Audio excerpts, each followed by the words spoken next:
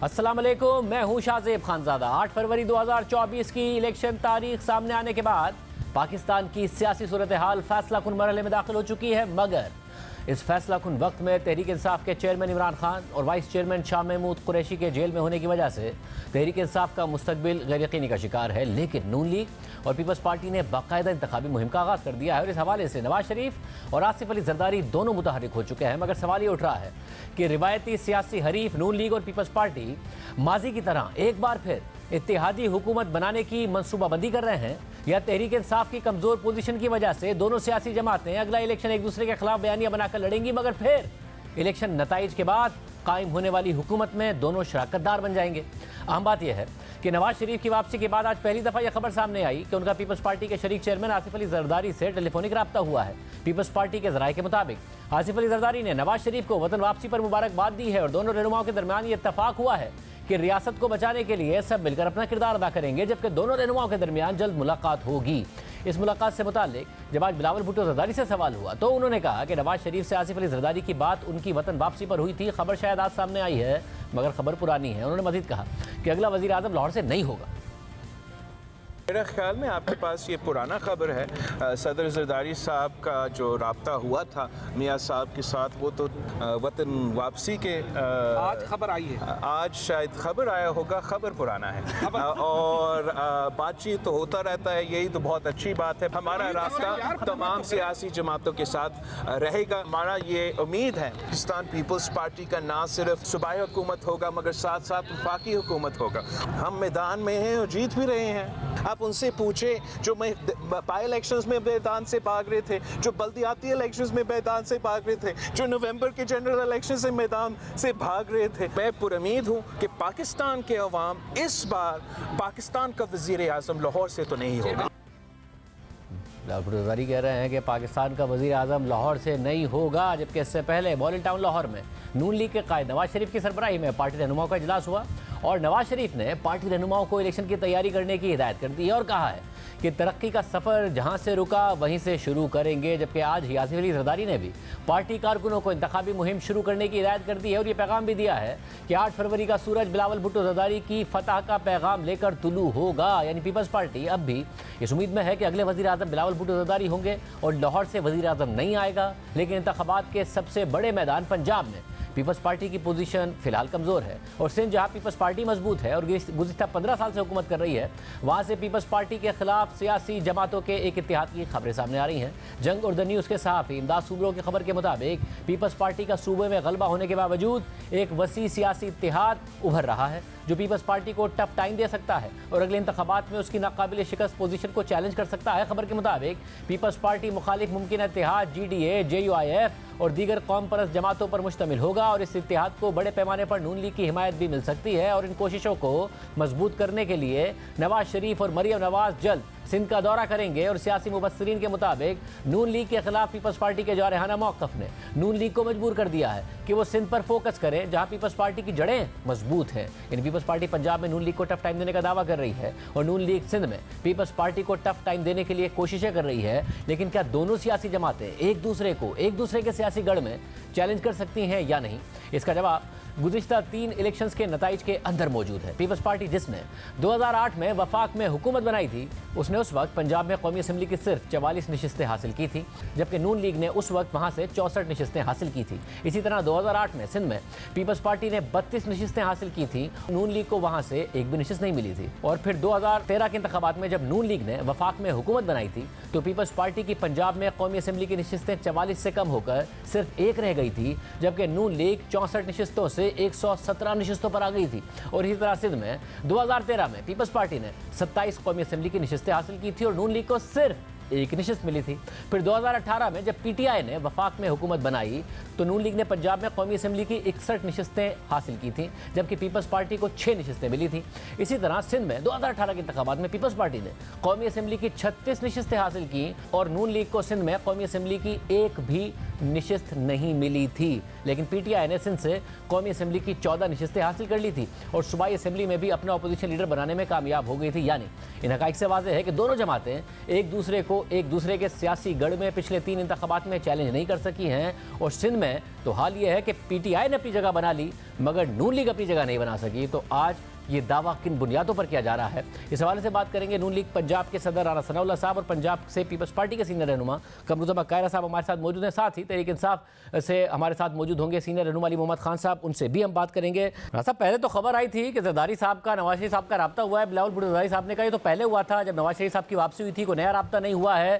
साथ ही का लाहौर से अगला वज़ीर आज़म नहीं होगा। आप लोग नवाज शरीफ साहब को वज़ीर आज़म पेश कर रहे हैं और वो कह रहे हैं अगला वज़ीर आज़म लाहौर से नहीं होगा बल्कि जरदारी साहब कह रहे हैं बिलावल भुट्टो होंगे। देखें, हर पार्टी को ये हक हासिल है कि वो अपनी कामयाबी का ऐलान करे, अपनी कामयाबी के लिए भरपूर जदोजहद करे, कोशिश करे। अगर एक पार्टी जो है वो आज ही ये तस्लीम कर रहे कि दूसरी पार्टी का वज़ीर आज़म होगा, मुराद इस बात से ये होगी कि उस पार्टी ने अपनी शिकस्त जो है वो कबूल कर ली है। तो इसलिए पीपल्स पार्टी को ये दावा करने का पूरा हक हासिल है और हमें भी जो है ये दावा करने का और इस बात पे हमें यकीन है कि इंशाअल्लाह ताला हमारी जो कारकर्दगी है या लोगों का जो एतमाद और मैंडेट है वो हमें इस लेवल पे हासिल होगा कि इंशाअल्लाह ताला हम अक्सरियत हासिल करेंगे। और जब अक्सरियत हासिल करेंगे तो फिर ठीक है, फिर हमारा ही वज़ीर आज़म होगा। अगर कोई और अक्सरियत हासिल करेगा तो उसका होगा। नहीं, मगर राणा साहब, आप अक्सरियत कैसे हासिल करेंगे? खबरें तो आ रही हैं कि आप लोग सिंध में कोशिश कर रहे हैं कि कुछ इत्तेहाद बनाए, पीपल्स पार्टी का मुकाबला करें, मगर पीपल्स पार्टी का मुकाबला 2008 से लेकर अब तक आप कर नहीं पाए हैं। वो सिंध में मजबूत ही होती रही है और आप क्या पंजाब में अकेले से सिंपल मेजॉरिटी ले लेंगे? तो वाज़ेह नहीं है कि आप और पीपल्स पार्टी की साथ ही मिलकर हुकूमत बनानी पड़ेगी अगर बनाई? देखें, ये चीज़ें जो हैं ये अगर इलेक्शन का रिज़ल्ट ऐसा होता है कि कोलिशन गवर्नमेंट की तरफ मामला जाता है तो उसमें फिर तमाम ऑप्शन जो हैं वो उस वक्त उनको सामने रखा जा सकता है। और मैं ये समझता हूँ जो हमने पिछले 1.5 साल काम किया है पीपल्स पार्टी की क़यादत से और बड़ा करीबी रब्ता रहा है हमारा जरदारी साहब से भी और बिलावल भुट्टो साहब से भी, तो हमें इस बात का अंदाज़ा है कि वो एक सियासी जमात हैं और एक सियासतदान हैं। वो उस तरह के नहीं हैं कि मैं किसी को नहीं छोड़ूंगा और मैं अपने मुखालफ सियासतदानों से बैठने से पहले बेहतर है कि मैं मर जाऊं और मैं जो है वो सबको जो है वो जेल में डाल दूंगा और मैं जो है वो किसी को रास्ते में छोड़ूंगा नहीं। ऐसा नहीं करने वाले, वो हालात को समझते हुए मुल्क की बेहतरी के लिए जो भी हालात होंगे उसमें वो एक अपना किरदार, भले उनका किरदार जो है वो कोलिशन पार्टनर का हो या अपोजिशन का हो, तो उसको अदा करेंगे। कायरा साहब, क्योंकि ज़रा पंजाब में आप खुद बहुत एक्टिव हैं, इस वक्त भी कैंपेन में मसरूफ़ हैं, मगर पंजाब में अगर पीपल्स पार्टी की परफॉर्मेंस देखें 2008 से अब तक तो वो बहुत ज़्यादा मायूस कुन रही है। तो ये कॉन्फिडेंस किस बात का, सिवाय इलेक्शन स्लोगन के, कि बिलावल भुट्टो किसी भी तरीके से वज़ीर आज़म बन जाएंगे और लाहौर का वज़ीर आज़म नहीं बनेगा, जो कि नवाज शरीफ साहब को वो पिच कर रही है नून लीग? देखिए, गुजारिश ये है कि ये जो वजीर आजम का इशू है, ये कौन बनेगा वजीर आजम, इसका राणा साहब ने जो जवाब दे दिया मेरे ख्याल बड़ा कम्प्रिहेंसिव है। हर जमात को ये हक हासिल होता है, हर जमात ये उम्मीद लेके चलती है, अपने कारकुन को ये आसरा देती है, लोगों के पास इसी उम्मीद के साथ जाती है कि वो उसको वोट देंगे और वोट लेने की सूरत में वो अपना वजीर आजम बनाएंगे। हमको ये तो नहीं कह रहे ना मुस्लिम कि हम किसी चोर रास्ते से वजीर आजम, राय के ऊपर बात हो रही है ना, तो अवाम की राय के साथ मुस्लिम लीग भी कह रही है कि हमारा वजीर आजम होगा, हम भी कह रहे हैं, बाकी किसी जमात को भी हक हासिल है। कैसा साहब, आपको भी लेवल प्लेइंग फील्ड की शिकायत है, आपसे बहुत ज़्यादा तहरीक इंसाफ को शिकायत है, तो क्या कहीं ना कहीं आप लोग किसी अलायंस की तरफ जा सकते हैं पंजाब में? जो इस वक्त हमारा मसला है ना बना हुआ एक सारा डिबेट का, वो ये है कि मीडिया का तवक्को हमसे, सारी जमातों से और खासतौर पे मुस्लिम लीग और पीपल्स पार्टी से ये है कि जी कल तो आप इकट्ठे थे, कल तो आप इकट्ठे बैठते थे, कल आप एक दूसरे के साथ चलते थे, आज आपने रास्ते अलग कर लिए, आज आपने तलख बातें कर दी। हमारे भी कई साथी तलख बातें कर देते हैं, उसके जवाब में मुस्लिम लीग के साथी भी तलख बातें कर देते हैं। और फिर ये भी होता है कि सारे शाहजेब तो नहीं होते ना, कई सारे दोस्त वो होते हैं कि इधर की बात उठाई कि जी फलां ने ये कहा तल्ख बात कर दी, उसके जवाब में उधर से भी कोई तल्ख बात आ गई तो तल्खी छिड़ गई। तल्खी करने की जरूरत नहीं है, एक रियलिटी है, इलेक्शन आ गए हैं। इन इलेक्शन का माजी का जो कैंपेन का तजर्बा है वो ये है कि हम एक दूसरे के ऊपर बहुत सारा कीचड़ उछालते रहे, लड़ाइयां लड़ते रहे, बुरा कहते रहे। अब उस अमल से हमें बाहर निकलने की जरूरत है। मुस्लिम लीग भी हुकूमत में रही, पीपल्स पार्टी भी रही, पीटीआई भी रही, जेयूआई भी रही। ये सारी जमातें अवाम के पास जाएंगी, अपना माजी अवाम के सामने रखेंगी, कारकर्दगी सामने रखेंगी और मुस्तकबिल का वे फॉरवर्ड देंगी। जिसको अवाम वोट देगा उसके हक में फैसला हो जाएगा। और अगर किसी एक जमात को वो कुल्ली अक्सरियत ना मिल सकी जो हुकूमत बनाने के लिए जरूरी होती है, तो फिर इत्तेहादी हुकूमतें बन जाएंगी, जो माजी का भी तजर्बा है। और राणा साहब, अगर इस वक्त जो पोजीशन है, ये भी हो सकता है शाहजेब साहब, एक छोटी सी बात, ये भी मुमकिन है कि किसी एक जमात को अक्सरियत भी मिल जाए सादा, लेकिन मुल्क के हालात को सामने रखते हुए कोई एक ब्रॉडर बेस वो खुद ही चाहे कि कुछ दोस्तों को और साथ मिला के हुकूमत बन जाए। तो ये पॉसिबिलिटी सारी इलेक्शन के बाद होनी है। इलेक्शन से पहले अलायंसेस की मेरा ख्याल में अभी वो वक्त ही नहीं। मगर राणा साहब, इसमें सारी सूरत हाल में क्या आप मुकम्मल तौर पर रूल आउट कर रहे हैं राणा साहब तहरीक इंसाफ को? क्योंकि सिंध में तो पीपल्स पार्टी बड़ी मजबूत है, पंजाब में आपका चैलेंज तहरीक इंसाफ है। जब आप ये सोचते हैं कि नहीं जी वज़ीर आज़म तो हम ही बनाएंगे, फिर देखेंगे कि अक्सरियत से बनाएंगे या कोलिशन से बनाएंगे, मगर बनाएंगे नवाज शरीफ साहब को ही, क्या आपने मुकम्मल रूल आउट कर दिया तहरीक इंसाफ को कि क्या वो इलेक्शन ही नहीं लड़ रहे होंगे आप लोगों के मुकाबले में? देखें, मैं एक सियासी कारकुन के तौर पे मेरी ख्वाहिश समझ लें या मेरी एक पॉलिटिकल राय समझ लें कि पीटीआई को इलेक्शन से बाहर नहीं निकाला जाना चाहिए। पीटीआई को एक सियासी जमात के तौर पे रूल आउट नहीं किया जाना चाहिए, किसी जमात को भी रूल आउट नहीं होना चाहिए। पीटीआई जो है वो इलेक्शन में हिस्सा ले, लेकिन वो टोला जो फितना और अफरा तफरी फैलाने के लिए 9 मई को चढ़ दौड़ा अपना दिफाई अदारों पे और शहदा की यादगारों पे, उस क्राइम में जो लोग मुलव्वस हैं उन लोगों को प्रोसिक्यूट किया जाना चाहिए। कोई कानून इस बात की इजाज़त नहीं देता कि मैं अगर किसी जुर्म में मुलव्वस हूँ तो मुझे इसलिए ना पूछा जाए कि जी मैंने इलेक्शन लड़ना है, मुझे उसका जवाब देना होगा। उस टोले को, उन अफराद को, खा वो कोई बड़ा लीडर हो या छोटा हो, उन्हें जो है वो अपने किए का जवाब देना चाहिए। रेस्ट ऑफ दी जो पार्टी है उन्हें बिल्कुल इलेक्शन लड़ना चाहिए, उन्हें इजाज़त होनी चाहिए, उन्हें रूल आउट नहीं किया जाना चाहिए। और मैं समझता हूँ कि ऐसा होगा। उन्हें अदालतें मगर ऐसा फिर पूरा आज़ाद है, वो बड़े अच्छे फैसले पूरा मुतालबा कीजिए ना कि जो इन्वॉल्व है वो इन्वॉल्व है, फिर उसे इस्तेकाम पाकिस्तान पार्टी ज्वाइन करने की सूरत में और तहरीक इंसाफ छोड़ने की सूरत में आज़ादी भी नहीं मिलनी चाहिए। अगर वो 9 मई के वाक़े में इन्वॉल्व है तो ये पूरी उसूली पोजीशन लीजिए। देखें शाहजेब, जब एक यानी वाक़या होता है, उस वाक़े का कोई एक मुद्दई होता है। अगर 180H मॉडल टाउन पे अगर हमला होता और वहाँ पे आग लगती, या मेरे घर के ऊपर इन्होंने चढ़ाई की थी और वहाँ पे ये आग लगाने में कामयाब हो जाते, तो फिर मैंने इस बात का तयन करना था कि मैंने किसको नामजद करना है और किसको नामजद नहीं करना, किसका कितना जुर्म है, किसका जुर्म काबिल माफ़ी है और किसका जुर्म जो है वो काबिल माफ़ी नहीं है। मामला ये है कि जिन लोगों ने 9 मई के वाक़े में हिस्सा लिया और उससे पहले जो साजिश हुई, जो प्लानिंग हुई, उसमें कौन कौन मुलव्वस है, किस हद तक मुलव्वस है, किसका क्या किरदार है और किसके ख़िलाफ़ क्या प्रोसिक्यूशन और क्या सज़ा जज़ा होगी, ये फ़ैसला जो है ये स्टेट ने करना है, ये रियासत ने करना है, ना आपने ना मैंने। तो इसमें अगर किसी को माफ़ी हो रही है तो ये भी रियासत का जो है वो प्रोगेटिव है, और अगर किसी को नहीं हो रही तो ये भी उसी का जो है वो। खैर साहब, इस सारी सिचुएशन में पीटीआई कह रही है हमारे पास तो फील्ड ही नहीं है, आप कह रहे लेवल प्लेइंग फील्ड नहीं है। पंजाब में आप देख रहे हैं कि क्या मामलात हैं, आप क्या कहिएगा पीटीआई के अपने एतराज़ात के हवाले से? शाहजेब साहब, बात यह है कि पीटीआई के ऊपर कुछ एतराज़ात हैं। जिन जिन लोगों के ऊपर 9 मई के बाद या 9 मई के दिन या उससे पहले के कुछ इल्जामात हैं जो कानून को मतलूब है लोग वो अगर पकड़े गए हैं या नहीं पकड़े गए हैं, उनको तो कानून की अदालतों में पेश करना चाहिए और ये मामला डिले नहीं होना चाहिए और कानून उनका फैसला करे जो भी होता है और अदालतें फैसला करे।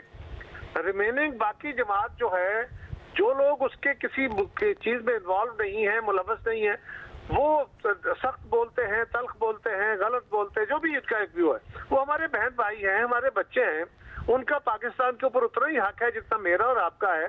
तो सबको, हमें सबको कोशिश करनी चाहिए हम उनको कन्विंस करें। वो नहीं होते, इवन देन उनका राइट डिनाई नहीं हो सकता जब तक वो किसी कानून को नहीं तोड़ते। तो ये बात दुरुस्त है कि हमें ये समझना चाहिए कि अगर किसी जमात को एडमिनिस्ट्रेटिवली सियासी अमल से बाहर रखा जाएगा तो फिर ये इलेक्शन, जिस तरह माजी में पहले ही हर इलेक्शन के ऊपर एक तरह के खास तरह का इल्जाम रहा, इस इलेक्शन की न्यूट्रलिटी का और इस इलेक्शन के फाल होने के ऊपर ये ही बहुत बड़ा सवाल आ जाएगा। और मैं समझता हूँ ये मुल्क का मुफाद नहीं होगा। गुनाहगारों को, कसूरवारों को जो अदालत में पेश करके अगर वो बेगुनाह निकलते हैं तो बिस्मिल्लाह, गुनाहगार निकलते हैं तो वादे, लेकिन पाकिस्तान पाकिस्तान के शहरी हैं। हाँ, किसी का रवैया सख्त और हार्श और नामुनासिब है तो उसको कन्विंस करें, यही जमहूरियत है। डायलॉग के जरिए रोका जा। और राजा मुझे बताएगा क्या सिंध के लिए आपका क्या वाकई ये खबर दुरुस्त है कि प्लान है कुछ नए इत्तेहाद बनाने का, MQM, दीगर जमातें, GDA, ताकि पीपल्स पार्टी को टफ टाइम दे सिंध में? देखें शाहजेब, मैं एक सियासी कारकुन के तौर पे समझता हूँ कि इस मुल्क में जमहूरियत और सियासत की जो है वो बका के लिए ये बड़ा ज़रूरी है कि पीपल्स पार्टी पंजाब में कोशिश करे और हर सीट पे अब जो है वो अपना उम्मीदवार खड़ा करे, और ऐसा ही PMLN को सिंध में करना चाहिए। ये कोई टफ टाइम देने वाली या इजी टाइम देने वाली जो है वो ये बात नहीं है।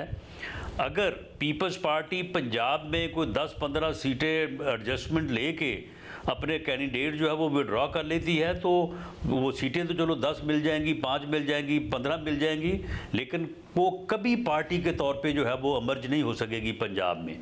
इसी तरह से सिंध में PMLN हम उस वक्त तक एक पार्टी के तौर पे अमर्ज नहीं हो सकते जब तक हम वहाँ पे हर सीट पे कोशिश करें और जहाँ तक मुमकिन हो सके हम अपने बंदे दें। मगर साहब अलायंस बनाएंगे, अपने बंदे खड़े करेंगे, क्या करेंगे? वोट लें या ज़्यादा वोट लें, मतलब आप अलायंस बनाने का सोच रहे हैं मुख्तलिफ जमातों के साथ?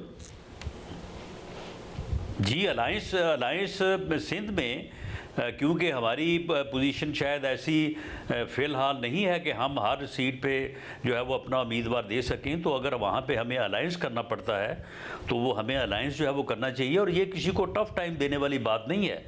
मुल्क में अगर सियासत में अगर पार्टीज़ ने आगे बढ़ना है तो यही एक तरीका है। ये इस तरीक़ाकार को मैं नहीं समझता कि किसी को बुरा बनाना चाहिए, बल्कि अगर पीपल्स पार्टी पूरी अपना जो है वो अपनी जो है वो जदोजहद से हिस्सा लेती है पंजाब में तो हमें वेलकम करना चाहिए। बाकी ठीक है, मैदान में जब मुकाबला होना है तो उन्होंने अपने लिए स्ट्रगल करनी है, हमने अपने लिए करनी है। कायरा साहब, आप पंजाब में किस तरीके से, क्या हिकमत अमली होगी आपकी? साउथ पंजाब हो, दीगर इलाके हों, कोई अलायंसेस करेंगे, PTI की तरफ हाथ बढ़ाएंगे, नून लीग को अकेले चैलेंज करेंगे, क्या करेंगे? सब चैलेंज मैंने पहले भी गुजारिश की ना कि हम माजी के उस मुलाखड़े की सूरत में नहीं जाना चाहते। तमाम जमातें, पीपल्स पार्टी भी मेरा ख्याल है, मुस्लिम लीग भी, बाकी जमातें भी, कोशिश ये होनी चाहिए कि हम अपनी माजी की परफॉर्मेंस को कौम के सामने रखें और मुस्तकबिल के चैलेंजेस को सामने रखते हुए वे फॉरवर्ड दें। हम भी पंजाब के अंदर एक बड़ी जमात थे, आजकल मुश्किल में हैं, लेकिन बहुत सारी जगहों पे हमारे बहुत अच्छे कैंडिडेट हैं, कई जगह हमारी वीक हैं, लेकिन पीपल्स पार्टी पूरी कोशिश कर रही है कि हम हर जगह पे अपना अपना कैंडिडेट देंगे। और राणा साहब के एनालिसिस से बिल्कुल मैं एग्री करता हूँ कि जमातें, कौमी जमातें होंगी तो कौमी जो है ना हमारा एक वकार और जो नज़्म है कौम का वो कायम होगा, वो मजबूती उससे आएगी, क्योंकि ये जमहूरी अमल के नतीजे में होना है और जमहूरियत सियासी जमातों से चलती है और किसी जरिए से नहीं। मैं इस बात से कायल, और इंशाअल्लाह आप देखेंगे कि पीपल्स पार्टी पंजाब के अंदर बहुत बेहतर माजी से बहुत बेहतर परफॉर्म भी करेगी और इंशाल्लाह आइंदा चंद दिनों में हम अपनी जो टिकट्स के मामलात है वो भी करने के बाद कैंपेन भी शुरू करेंगे और उम्मीद करते हैं कि पंजाब के लोग भी पीपल्स पार्टी के साथ अपना रवायती जो ताल्लुक है उसको हम दोबारा उजागर करेंगे और इसमें इंशाल्लाह कामयाब होंगे। बहुत शुक्रिया। गुफ्तगू आपने सुनी है। तहरीक इंसाफ इस सब में क्या करेगी, बात करेंगे तहरीक इंसाफ से एक ब्रेक के बाद। हमारे साथ तहरीक इंसाफ के सीनियर रहनुमा अली मोहम्मद खान साहब मौजूद। अली मोहम्मद खान साहब, बहुत शुक्रिया हमें शो में ज्वाइन करने के लिए। अच्छा, इस सारी सूरत हाल में ज़ाहिर पीपल्स पार्टी ने अपनी इलेक्शन कैंपेन का आगाज़ कर दिया, नून लीग ने अपनी इलेक्शन कैंपेन का आगाज़ कर दिया। पीटीआई के चेयरमैन वाइस चेयरमैन दोनों इस वक्त कैद हैं। असद कैसर साहब के साथ आप जाके मिले थे, मौलाना फजलुर रहमान साहब के साथ, उन्हें भी अरेस्ट कर लिया गया। किस तरीके से, क्योंकि आप खुद इलेक्शन लड़ने वाले सियासतदान हैं, कि क्या रास्ता है जो आपको नजर आता है इलेक्शन के लिए? बहुत शुक्रिया। बिस्मिल्लाहिर्रहमानिर्रहीम। अल्लाहुम्मा सल्लि व सल्लिम मुबारक अला सय्यिदिना मोहम्मद व आले मोहम्मद। सबसे पहले तो बहुत ज़्यादती होगी अगर हम फ़लस्तीन पे बात ना करें। बहुत जुल्म है, बहुत ज़्यादती है और हम सब उनके साथ हैं, लेकिन हमें कुछ अमली इक़दाम लेने होंगे और हर कोई अपनी अपनी जगह पे किरदार अदा करे जिसके पास जो भी वसाइल हैं। आप सोशल मीडिया पे हैं, आप जर्नलिस्ट हैं, आप कोई एंकर है, आप कोई सहाफ़ी हैं, सियासतदान है, टीचर हैं, आप फनकार हैं, आप कोई आम पाकिस्तानी जो भी हैं, अपना अपना किरदार हम अदा करें। ये दर्द पूरी उम्मत मुस्लिमा का है। देखिए, आपका जो सवाल है शाहज़ेब भाई, हम अपनी कोशिश कर रहे हैं, मुश्किलात का हम शिकार हैं, इससे इनकार नहीं है, लेकिन हम कोशिश कर रहे हैं कि हम पाकिस्तान का कोई एक हल्का भी ऐसा ना छोड़ें जहां हम हमारा अपना कैंडिडेट ना हो। और इस बार मैं बिल्कुल बरमला इस बात का इजहार करते हुए कोई झिझक महसूस नहीं करता कि इंशाल्लाह हम अपने नजरिए पे लड़ेंगे। हमें अब इलेक्टेबल की शायद उस तरह जरूरत अब नहीं रही। इंशाल्लाह हम अपने नजरियाती कारकुनान को, जिसमें कुछ लॉयर होंगे, कुछ हमारे पुराने सियासी कारकुनान होंगे, कुछ हमारे ओल्ड पार्लियामेंटेरियंस जो खड़े रहे चेयरमैन साहब के साथ, तरीक के साथ इस मुश्किल वक्त में, इंशाल्लाह वी आर होपफुल। अगर कुछ ना कुछ लेवल प्लेइंग फील्ड मिल गई तो आप देखेंगे वो मेरी बात, इस मलंग की बात जो है वो अल्लाह पूरी कर देगा। जो उस रात 9 अप्रैल की रात मेरे से अल्लाह ने करवाई थी कि 2/3 थोड़ी सी उसमें अल्ट्रेशन कर दें, अब 2/3 से बात आगे बढ़ गई है। तो आप ये कह रहे हैं कि अगर जो थोड़ी सी लेवल प्लेइंग फील्ड से फिर क्या मुराद है कि क्या आपको मिल जाए, क्योंकि ज़ाहिर चेयरमैन और वाइस चेयरमैन तो नहीं है, वो कैद हैं, वो रिहा हो जाएं, या वैसे आप लोगों को क्या ऐसी चीज़ है जो आपको लगता है कि इस 2/3 से भी ज़्यादा आपको अक्सरियत मिल जाएगी अगर उसका मौका मिल जाए? शाहज़ेब भाई देखें, अवाम तो हमारे साथ है। कोई भी आप सर्वे उठा के देख लें, आप बाजार में चले जाएं, आप किसी हॉस्पिटल में चले जाएं, आप किसी शादी पे चले जाएं, आप किसी भी पब्लिक प्लेस पे चले जाएं, आप कोई ओपिनियन पोल करा लें, चेक कर लें, तो अवाम तो है तहरीक इंसाफ के साथ है, इमरान खान साहब के नजरिए के साथ है। लेवल प्लेइंग फील्ड का मतलब शाहज़ेब भाई ये है कि एक तो ये बड़ा अजीब सा लगता है, बड़ी बेसिक सी डिमांड लगती है, लेकिन हमें पाकिस्तानी समझें, हमें वो राइट्स मिलने चाहिए जो एक आम पाकिस्तानी को सिविल राइट्स हैं, पॉलिटिकल राइट्स हैं। जैसे कल आपने मानसरे में देखा कि या तो आप मुझे शाहज़ेब भाई मुझे बताएं, मैं जेल में थोड़ा अरसा रहा हूं तो शायद मेरी मालूमात कमजोर हो, क्या आपकी मालूमात में कुछ है तहरीक इंसाफ बैन तो नहीं हो गई? आपकी क्या मालूम? नहीं, बिल्कुल बिल्कुल बैन नहीं है। देखिए जो कल मानसेरे में हुआ है, कुछ हमारे ही, देखें आप सियासी मुखालफत होती है, दुश्मनी नहीं होती। हमारे जमात से कुछ लोग टूट के गए हैं, उन्होंने कोई अलग कोई चीज बनाई है तो वो बनाते रहे, उसको चलाते रहे, लेकिन एक तरफ उनको पूरी गवर्नमेंट प्रोटेक्शन है, गवर्नमेंट सपोर्ट है, दूसरी तरफ वो जमात, आप मुझे शाहज़ेब साहब बताएं, वो जमात जो पूरे मुल्क की कौमी जमात रही है और है अल्हम्दुलिल्लाह वाहिद रह गई है, वरना मैं अफसोस से ही कह रहा हूँ माजी में पीपल पार्टी भी थी, लेकिन इस वक्त वो जमात जो कश्मीर में, गिलगित में, सिंध में अपोजिशन लीडर, बलूचिस्तान में कोलिशन गवर्नमेंट, पंजाब में हमारी हुकूमत, मरकज में हुकूमत, सेनेट में आपका चेयरमैन हमारा, आपके खैबर पख्तूनख्वा में हुकूमत, पूरे मुल्क में आपकी जो है वाहिद कौमी जमात, और उसको एक कन्वेंशन की इजाजत नहीं है। फिर हमारे मोहतरम सिकंदर सुल्तान साहब कहते हैं, राजा साहब कहते हैं कि लेवल प्लेइंग फील्ड तो किधर है राजा साहब? Level playing field. और अली मोहम्मद खान साहब, आप मेरे उन रहनुमाओं में से हैं जो एक तो पार्टी के साथ आप मुझे कहने दीजिए, मुझे आप मुकम्मल कीजिए कि अगर अली मोहम्मद, देखें अली मोहम्मद एक गलत काम किया है तो उसको फेस करना चाहिए, जैसे मैंने फेस किया है। मेरा 9 मई का केस खत्म हुआ है, अदालत से मुझे रिलीफ मिला, अदालत ने मेरा केस खत्म किया, हाई कोर्ट का फिर ऑर्डर आया, 7-8 गिरफ्तारियां हमने फेस किया। देखिए अगर कोई शख्स ने गलत किया है, मैं उसकी बात नहीं कर रहा, अगर किसी पे केस है वो उसको फेस करे, लेकिन अगर कोई बेल पे है या किसी पे केस नहीं है तो उसके जो कल जो नज़ारे हमने देखे, जो खैबर पख्तूनख्वा की पुलिस ने तहरीक इंसाफ की के साथ कन्वेंशन के साथ किया है, आप मुझे ये बताएं, एक तरफ मुल्क में इस तरह के दहशतगर्दी के हमले हो रहे हैं, हालात अबतरी की तरफ जा रहे हैं, दूसरी तरफ मुहब्बे वतन पाकिस्तानी जिनके सीनों में पाकिस्तान के झंडे और जिनके अंदर खून जो है वो बज़ाहिर सुर्ख होगा, अंदर से ग्रीन है, उन मुहब्बे वतन पाकिस्तानियों पे दहशतगर्दी के पर्चे कट रहे हैं। और अली मोहम्मद खान साहब, आप पार्टी के उन रहनुमाओं में से हैं जिन्होंने ज़ाहिर मुश्किल वक्त गुजारा भी, पार्टी के साथ भी खड़े रहे और रास्ता भी निकालना चाहते हैं कि किसी तरह नेविगेट किया जाए और इलेक्शन के लिए रास्ता निकले। सारा भाई साहब की खबर आई थी कि सदर मुमलिकत के जरिए किसी तरह कोई बातचीत हो, आपकी भी कोई ना कोई बातचीत हुई, क्या हुआ उसका? कि सदर मुमलिकत कोई नहीं किरदार अदा कर पा रहे हैं या कहीं ना कहीं कोई बैकडोर, कोई राब्ता, कोई दरवाजा खुल रहा है? डॉक्टर साहब से मुझे अभी भी बड़ी उम्मीद है, पॉलिटिकल आदमी हैं, पॉलिटिकल वर्कर हैं, हल्का जीत के आए हैं 2013 में और 2018 में 2 बार कराची जैसी मुश्किल जगह से वो जीत के आए। हमारे फॉर्मर सेक्रेटरी जनरल हैं, सियासत की रमूज से वाकिफ हैं, हाल ही में मुश्किल सूरत हाल का भी उनको सामना रहा, काफ़ी उन्होंने क्रिटिसिज्म भी फेस की है। लेकिन मुझे लगता है कि मुल्क की ये एक ऑफिस ऐसा है जिसमें अगर तमाम स्टेक होल्डर्स को बुलाया जाए और एक नुक्ते पे देखें, हमने किसी के साथ कोई साझेदारी नहीं करनी, किसी ने किसी के साथ नहीं करनी, हर कोई अपने अपने उस पे लड़ेगा, अपने निशान पे लड़ेगा, हम बल्ले पे लड़ेंगे। बल्कि मैंने तो ये बात की भी है, सिकंदर सुल्तान राजा साहब अगर मुझे सुन रहे हैं या उनके और मोहतरम इमरान सुन रहे हैं, सिर्फ बल्ला हमारे पास रहने दें, इंशाल्लाह इमरान खान साहब के खिलाड़ी छक्के चौके मारेंगे।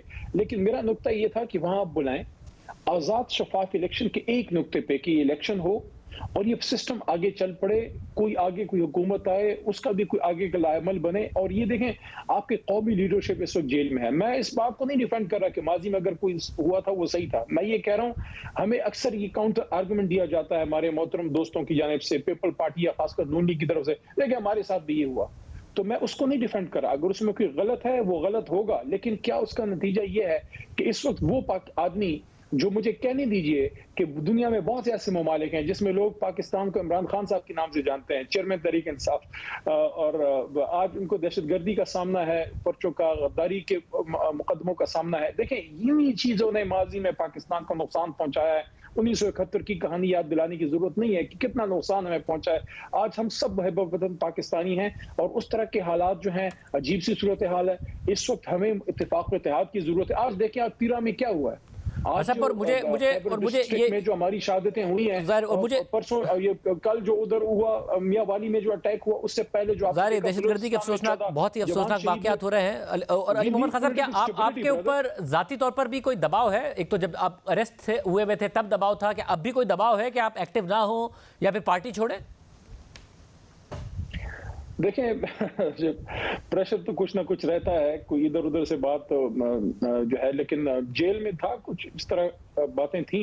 लेकिन जाहिर है अल्लाह ताला आपको तौफीक दे देता है मजबूत खड़े होने का, और फिर अदालत से आप जब निकल आते हैं तो फिर देखो, एक दफा जब आप फेस कर लेते हैं, अदालत से आपको रिलीफ मिल जाता है, प्रेशर ऑटोमेटिकली कम हो जाता है। तो अल्लाह के करम से निकल आया, अल्लाह ने साबित कदम रखा, इसमें मेरा कोई कमाल नहीं था। मैं समझता हूँ अल्लाह आपको साबित कदम रखता है, और इसीलिए मैं ये बात करता हूँ कि जिस पे भी कोई इल्जाम है उनको फेस करना चाहिए, और जो फेस कर रहे हैं उनको रिलीफ मिल भी रहा है। देखें, हमारे खैबर पख्तूनख्वा में बहुत से लोग जो है वो आ गए हैं, उन पर बेल उनको मिल गई है। इवन असद कैसर साहब जो अभी गिरफ्तार हुए हैं, उनको हाई कोर्ट से बड़ी मेजर रिलीफ मिली थी, और अभी हमारे तैमूर जगड़ा साहब, उनको रिलीफ मिली है, कामरान बंगट साहब को रिलीफ मिली है, हमारे कुछ लोगों को बेल्स मिली है, जुनैद अकबर खान साहब को बेल्स मिली है, कुछ और लोगों को खैबर पख्तूनख्वा में। तो ऐसा नहीं है कि बिल्कुल अंधेरी रात है, अदालतों से है। लेकिन जो गवर्नमेंट साइड है, आप देखें, केयर टेकर गवर्नमेंट है, उसका काम इलेक्शन कराना है, साइड लेना नहीं है ना। अगर एक जमात वहां इलेक्शन के लिए कैंपेन कर रही है, मैं ये नहीं कह रहा उनको रोके, मैं कह रहा हूं उनको भी मौका मिले, लेकिन एक वो जमात जो 2 बार हुकूमत खैबर पख्तूनख्वा में बना गई और उसके बाद वो मरकज में, और आप उसको कन्वेंशन की इजाजत नहीं दे रहे, इसका मतलब है कि फिर लेवल प्लेइंग फील्ड तो ना हुई ना। बहुत शुक्रिया। प्रोग्राम में आगे बढ़ते हैं। पाकिस्तान में गैर कानूनी तौर पर रहने वाले गैर मुल्कियों को वतन वापसी की दी गई डेडलाइन गुजर जाने के बाद अब इन अफराद के खिलाफ एक्शन जारी है, जबकि रजाकाराना तौर पर वतन वापसी के अमल में कमी आ गई है। उमर फारूक की खबर के मुताबिक इतवार को 6,500 मजीद अफगान शहरी तोरखम बॉर्डर के जरिए अफगानिस्तान चले गए। हुकाम के मुताबिक 17 सितंबर से अब तक मजमूई तौर पर 1,74,358 अफगान शहरी अफगानिस्तान जा चुके हैं, जबकि रजाकाराना वतन वापसी का अमल अब भी जारी है, लेकिन हर गुजरते दिन के साथ वापस जाने वालों की तादाद में कमी आ रही है। सरकारी दस्तावेजात के मुताबिक रजाकाराना रजाकाराना वतन वापसी के अलावा छोटे जराइम में मुलविस अफगान कैदियों को भी मुल्क बदर किया जा रहा है। 1 नवंबर से 4 नवंबर के दरमियान खैबर पख्तूनख्वा, पंजाब और इस्लामाबाद से 500 से ज़ायद कैदियों को डिपोर्ट किया गया है, जबकि सरकारी आदादोशुमार के मुताबिक पंजाब के मुख्तलिफ अजला से 194 कैदियों को वतन वापसी के लिए तुरखम बॉर्डर पहुँचाया गया। निगरां वज़ीर इत्तलात बलूचिस्तान जान चकज़ई के मुताबिक हफ्ते को 700 के करीब अफगान शहरी भी चमन बॉर्डर के जरिए वतन वापस रवाना हो गए हैं। 3 अक्टूबर को निगरां हुकूमत ने गैर कानूनी तौर पर मुकीम अफराद को रज़ाकाराना तौर पर पाकिस्तान से वापस अपने वतन जाने के लिए 31 अक्टूबर तक की डेडलाइन दी थी। वज़ीर दाखिला सरफराज बुगटी बार बार ऐलान कर चुके हैं कि यह एक्शन किसी खास मुल्क के शहरियों के खिलाफ नहीं है, लेकिन अब तक सामने आने वाली इत्तलात और आदादोशुमार के मुताबिक इस ऐलान का हदफ मुल्क में मुकीम 17 लाख से ज़ायद अफगान बाशिंदे ही हैं, जिनमें बाज़ अफराद ऐसे भी हैं जो कई सालों से पाकिस्तान में मुकीम हैं और यहाँ रहने की दस्तावेज़ात भी रखते हैं। 31 अक्टूबर को इस डेडलाइन के ख़त्म होने के बाद अफगान मुहाजिरीन के लिए छापों का सिलसिला शुरू हो गया था और छापों में पकड़े गए गैर मुल्की अफराद को बड़े शहरों में कायम होल्डिंग सेंटर्स में लाने का सिलसिला जारी है, जहाँ उन अफराद के रजिस्ट्रेशन के बाद उन्हें अफगानिस्तान मुंतकिल किया जाएगा। इस जबरी बेदखली के खिलाफ पाकिस्तान में मौजूद इंसानी हुकूक की तंजीमों के अलावा अफगानिस्तान में तालिबान हुकूमत की जानिब से भी शदीद रद्दअमल सामने आया है। कामरान यूसुफ की खबर के मुताबिक पाकिस्तान की जानिब से गैर कानूनी अफगान मुहाजिरीन को डिपोर्ट करने पर पाकिस्तान और अफगानिस्तान के ताल्लुकात में कशीदगी आ गई है, क्योंकि अफगानिस्तान इस अमल पर खुश नहीं है, जबकि अफगानिस्तान के निगरां वज़ीर आज़म, वज़ीर दिफा और वज़ीर दाखिला ने इस हवाले से पाकिस्तान के खिलाफ बयानात भी दिए हैं। अफगानिस्तान के वज़ीर दाखिला सिराजुद्दीन हक्कानी ने अपने हालिया वीडियो पैगाम में पाकिस्तान को कहा है कि अगर उन्हें काबुल की इंतज़ामिया से कोई मसला है तो वो इसकी सज़ा अफगान मुहाजिरीन को ना दें। सिराजुद्दीन हक्कानी ने अपने वीडियो पैगाम में हुकूमती फैसले को गैर इस्लामी करार देते हुए कहा कि पाकिस्तान को अपने मसाइल की जिम्मेदारी अफगानिस्तान पर नहीं डालनी चाहिए, जबकि अफगानिस्तान के वज़ीर दिफा मुल्ला याकूब का कहना है कि इस फैसले के पाकिस्तान के लिए नताइज होंगे। अफगानिस्तान का मानना है कि पाकिस्तान ने यह फैसला तहरीक तालिबान पाकिस्तान के इशू पर अफगानिस्तान पर दबाव डालने के लिए किया है, जबकि पाकिस्तानी हुकाम का कहना है कि इस फैसले का तहरीक तालिबान पाकिस्तान के इशू से कोई ताल्लुक नहीं है। एक सीनियर हुकूमती एहलकार ने नाम जाहिर न करने की शर्त पर कहा कि मैं वसूख से कह सकता हूँ कि इस फैसले का तहरीक तालिबान पाकिस्तान के इशू से कोई ताल्लुक नहीं है। एक तासुर है कि हमारा यह फैसला अफगानिस्तान हुकूमत पर दबाव डालने के लिए है, जो कि सच नहीं है।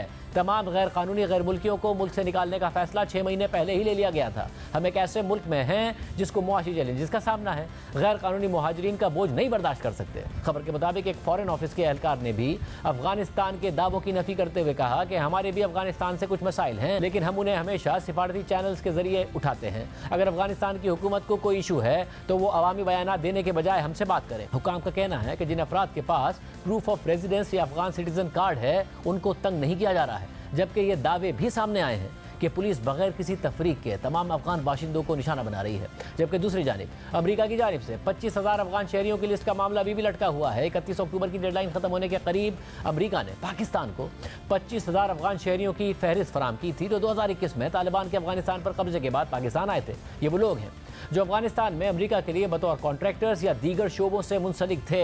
अमेरिका ने इन 25,000 अफराद की लिस्ट फराहम करते हुए पाकिस्तान को कहा था कि इन अफराद को अफगानिस्तान डिपोर्ट ना किया जाए, क्योंकि वहाँ इनकी जानों को खतरा हो सकता है। लेकिन इन अफगान शहरियों के मुस्तकबिल का अभी तक तयन नहीं किया जा सका है, क्योंकि पाकिस्तान ने इस फहरिस्त पर एतराज़ उठा दिया है। इफ्तिखार खान की खबर के मुताबिक पाकिस्तान की जानिब से अफगान मुहाजिरीन के खिलाफ एक्शन के दौरान इन मखसूस अफगान शहरियों के खिलाफ भी एक्शन हुआ है, जिसके बाद इन्होंने अमेरिका से मदद के लिए रब्ता किया, जिसके बाद अमेरिका ने इस हवाले से पाकिस्तानी हुकाम से रब्ता किया। सिफारती ज़राए के मुताबिक अमेरिका ने इन अफगान शहरियों को भी खतूत लिखे हैं। अमेरिका का मानना है कि यह खतूत अफगान शहरियों को यह गारंटी देने के लिए लिखे गए हैं कि वो पाकिस्तान में गिरफ्तारी और डिपोर्ट होने के खौफ के बगैर रह सकते हैं। अमेरिकी सिफारत खाने की तर्जुमान जोनाथन लाइली का कहना है कि हम हुकूमत पाकिस्तान के साथ इन अफराद की हिफाजत के लिए करीबी राब्ते में हैं। हमारी तशवीश खतरे से 2-4 अफराद की हिफाजत है। उन्होंने कहा कि अफगान मुहाजिरीन और पनाह गज़ीनों की महफूज और मौसर आबादकारी को यकीनी बनाना दोनों ममालिक के मफाद में है। अमरीकी सिफारत खाने की जानिब से शेयर की गई फहरिस्त में शामिल अफराद की अमरीका में आबादकारी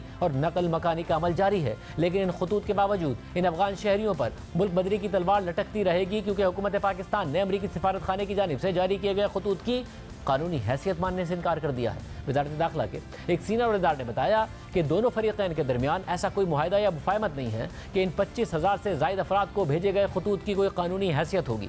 पाकिस्तानी अहदेदार ने अमरीका की जानिब से भेजी गई 25,000 अफराद की फहरिस्त पर एतराज़ात उठा दिए हैं और दावा किया कि इस फहरिस्त में उन लोगों के नाम भी शामिल हैं जो अफगान शहरी ही नहीं हैं। अहदेदार ने मजीद कहा कि फहरिस्त में बहुत सी खामियां हैं, इसमें वल्दियत और पते फराहम किए बगैर सिर्फ अफराद के नाम दर्ज हैं। वज़ारत दाखिला के एक अहदेदार के मुताबिक फहरिस्त में नाकाफ़ी मालूमात और गैर अफगान शहरियों की शमूलियत पर एतराज़ उठाए जाने के बाद अमरीकी सिफारत खाने ने एक ताज़ा फहरिस्त फराहम करने का वादा किया है। अमरीकी सिफारत खाने के तर्जुमान ने कहा कि ये मालूमात राजदारी और सिक्योरिटी वजूहात की बुनियाद पर फराहम नहीं की गई, जबकि पाकिस्तान ने अमरीका पर गुज़िश्ता 2 बरस के दौरान इन अफगान मुहाजिरीन की आबादकारी के अमल में ताख़ीर का इल्ज़ाम भी आयद किया है। वज़ारत दाखिला के अहदेदार ने कहा कि 2021 के बाद से अमरीका के पास इन अफराद की आबादकारी के लिए कार्रवाई मुकम्मल करने के लिए काफ़ी वक्त था, लेकिन अमरीका दोबारा इस मामले को मज़ीद मौखर करने का इरादा रखता है, जबकि इस बात का भी खदशा जाहिर किया जा रहा है कि इन अफराद की अमरीका मुंतकली के प्रोसेस में 18 महीनों से लेकर 2 साल भी लग सकते हैं, जबकि इस दौरान ये अफराद पाकिस्तान में ही रहेंगे, जबकि इस बात की भी कोई गारंटी नहीं है कि इन अफराद को वीज़ा मिलेगा या इन्हें किसी और मुल्क में दोबारा आबाद किया जाएगा।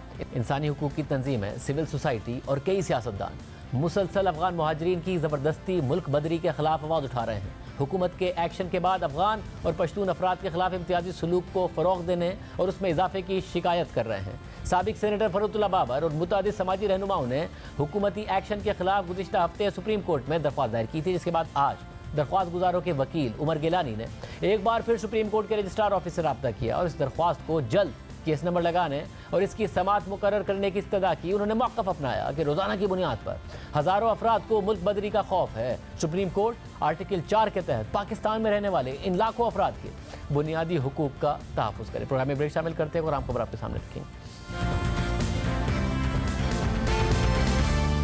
गज़ा पर इसराइली जारियत और फ़लस्तीनियों की नस्लकुशी को आज 1 महीना पूरा हो गया है, लेकिन इसराइल अब भी सीज़ फायर के हर मुतालबे को मुस्तरद कर रहा है। अब तक इसराइली फोर्सेस ने बच्चों और ख़वातीन समेत 10,000 से ज़ायद अफराद को शहीद कर दिया है और कई हज़ार लोगों को ज़ख्मी कर दिया है और अब अस्पतालों के बाद कब्रिस्तान भी भरने लगे हैं। इस वक्त भी गज़ा के अंदर इसराइली फोर्सेस कार्रवाइयाँ कर रही हैं और दावा कर रही हैं कि उसने गज़ा को पूरी तरह से घेर कर इसे 2 हिस्सों में तकसीम कर दिया है और लोगों को शुमाल से जनूब की जानिब जाने का कहा जा रहा है। इसराइली फोर्सेस का यह भी दावा है कि ज़मीनी कार्रवाइयों के दौरान उसने गज़ा में हमास के मजबूत गढ़ पर कब्जा कर लिया है, जहाँ पर ट्रेनिंग ग्राउंड्स, चेक पोस्ट और सुरंगें मौजूद हैं। साथ ही गुज़िश्ता 24 घंटों में 450 अहदाफ को निशाना बनाया गया है। ज़मीनी कार्रवाइयों के दौरान इसराइल के अपने 30 फौजी भी हलाक हो गए हैं। गज़ा की सूरत हाल पर दुनिया भर में तशवीश बढ़ती जा रही है। अक़वाम मुत्तहिदा के 18 ज़ेली इदारों और NGOs ने मुश्तरका बयान जारी करते हुए गज़ा में सीज़ फायर का मुतालबा कर दिया है और कहा है कि अब बहुत हो गया, इसे अब ख़त्म होना चाहिए। आज जनूबी अफ्रीका ने भी इसराइल से अपना सफ़ीर वापस बुला लिया है। ख़ुद अमरीका पर जंग बंदी के लिए अमरीका के अंदर और बाहर से दबाव बढ़ता जा रहा है, लेकिन बज़ाहिर इसराइल अमरीका की भी बात सुनने को तैयार नहीं है और वाज़ेह कर चुका है कि आर्जी सीज़ फायर भी उसी सूरत में होगा कि जब हमास तमाम यरग़बालियों को रिहा कर देगा।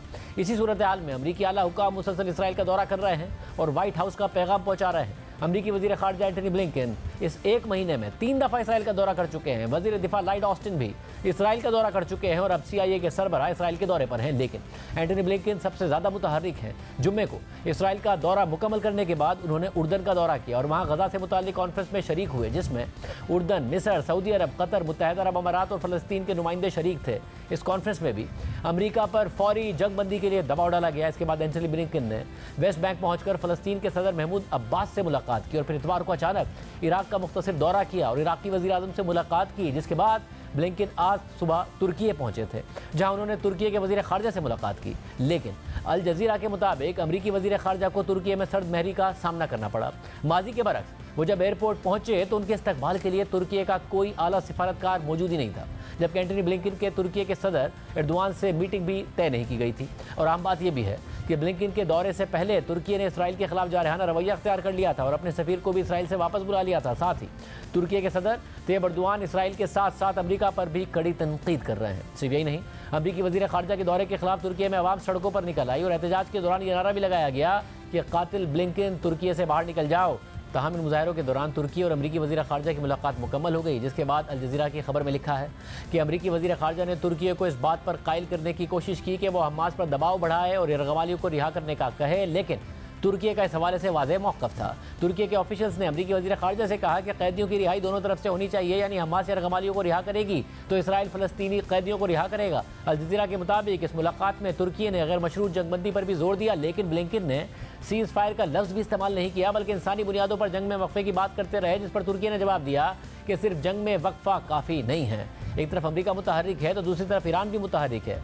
कल एंटनी ब्लिंकन से मुलाकात के बाद आज हैरानकुन तौर पर इराक़ी वज़ीर आज़म मोहम्मद शिया अल सुडानी तेहरान पहुंचे, जहां उन्होंने ईरान के सुप्रीम लीडर आयतुल्लाह ख़ामनेई और सदर इब्राहिम रईसी से मुलाकात की। ईरानी नशरियाती इदारे प्रेस TV के मुताबिक इराक़ी वज़ीर आज़म ने गज़ा में इसराइली कार्रवाइयों को इज्तिमाई इंतकाम करार दिया और मज़ीद कहा कि हमास का ऑपरेशन तूफानुल अक्सा एक बहादुराना ऑपरेशन था जो दुनिया के तमाम आज़ाद लोगों के लिए खुशी का बाइस बना है, जबकि आयतुल्लाह खामनाई का कहना था कि अमेरिका गजा में इसराइली जराइम में बरह रास्त मुलव्विस है। अमेरिका अगर इसराइल को अस्करी और सियासी मदद फराहम ना करे तो इसराइल जंग जारी ही नहीं रख सकता। अहम बात यह भी है कि कल ही ईरानी हुकाम ने इस बात की तस्दीक की थी कि हालिया दिनों में हमास के सरबरा इस्माइल हनिया भी तेहरान में आयतुल्लाह खामनाई से मिले हैं और ऐसे में अमेरिका इसराइल की मदद के साथ साथ खित्ते में अपनी मिलिट्री ताकत बढ़ा रहा है। अमेरिका के 2 बहरी बेड़े पहले ही मशरिक़ वुस्ता के समंदरों में तैनात हैं और अब अमेरिकी सेंट्रल कमांड ने कहा है कि मशरिक़ वुस्ता के समंदर में ओहायो क्लास अमेरिकी जौहरी आबदोज़ भी पहुंच गई है, जो ना सिर्फ खुद न्यूक्लियर पावर्ड है बल्कि न्यूक्लियर हथियार ले जाने की सलाहियत भी रखती है। CNN के मुताबिक अमेरिका के पास